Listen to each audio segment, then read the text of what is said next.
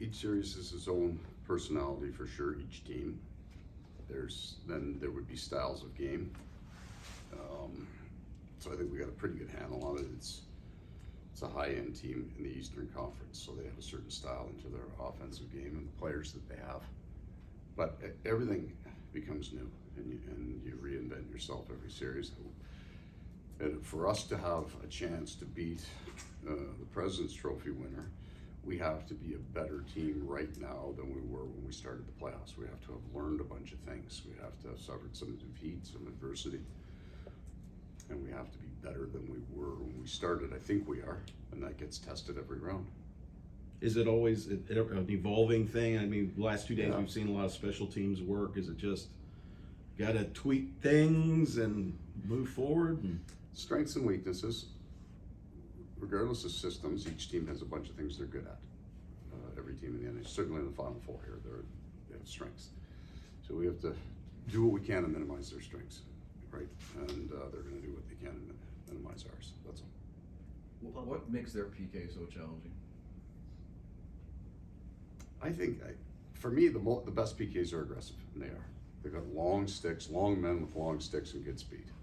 And if you bobble something, there's not a lot of room for hanging in on pucks you don't control. So there are the passive teams. You can sit in on a puck that's bobbling at the blue line in your feet, bad pass, or if there's a foot race for a puck that you're not 100% sure you're getting, you can stay in on those because the guy's just banging it out. Here they're thinking offense and going for the rush. With everything that happens in the game, there's an opportunity then also to use strengths against them, right? And they'll do the same with us. We're an aggressive PK team. I don't feel there's much difference in philosophy of the penalty killing. Both these teams have both been really good in the playoffs as well.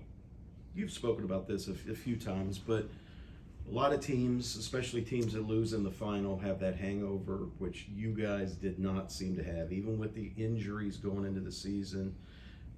We talked about it at the beginning of the year, but how proud of this team were you that they were able to just get back at it and do what they've done?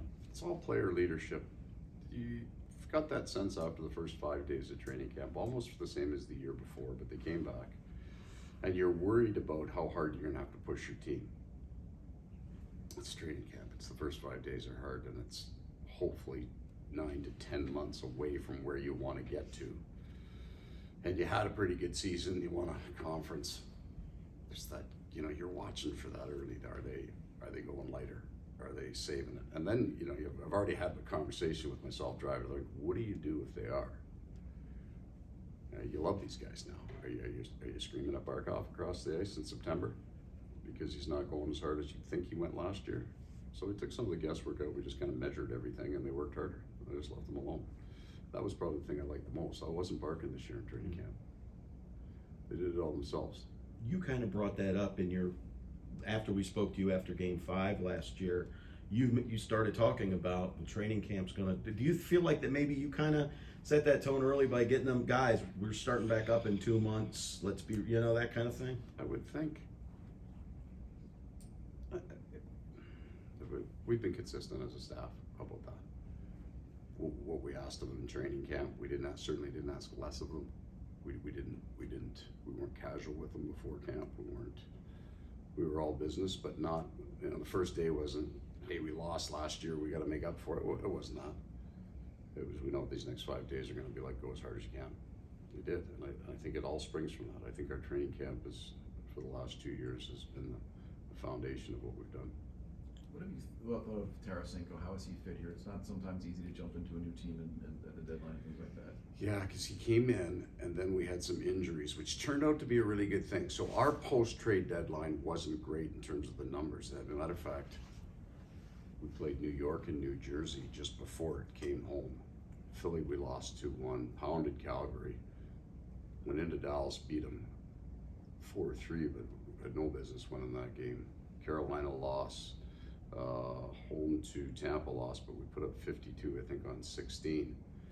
So we had some injuries in there, and I had to move him all over. Not even to find out about Vladimir, to plug the holes that needed to be plugged. So then we kind of came out of it and won our last 4 at the end. We got healthy, and he's kind of found a home with Barkov and Reinhart. all are they're students of the game. It's fire out hockey nerds, but that's disrespectful to hockey and nerds. These guys talk hockey all the time, right? That they're wired to do that. Sam Bennett's as good a hockey conversation as you're gonna find, as cerebral as there is. Barkov can play with anybody, right? That maybe to his detriment over his career was kind of, well, just throw him with Barkov. So the three of them talk hockey. They had an interesting morning, right? Going up and down the ice. All they want to do is feel their hands out there because they know the legs and everything is going to come, and they were snapping that thing. So he's found a really good home there. We've had enough injury. You almost need a certain number of injuries because it forces you to explore your team. That Lundell can move up into that hole and be good. So we know that going in. We also know that when Barkov had gone down, Reinhardt can go back with Lusterin and Lundell and be a real good line. So we have that. Vlad kind of came in. He scored 2 goals his second game, and then I don't think he played with the same line for the next month. It's been good for us. Do you expect more production from him, or you think there's more there? No. Truly, production is highly overvalued right now. I mean, that sounded stupid. Yeah, like everybody scored 10 goals, yeah, right. But Matthew Tkachuk didn't score a lot in the Boston series. But we're not winning that thing without him, right? Like, the individual scoring. Tarasenko's power play goal was really important for us, right? That was an unbelievable shot. That's all we need. Won a series.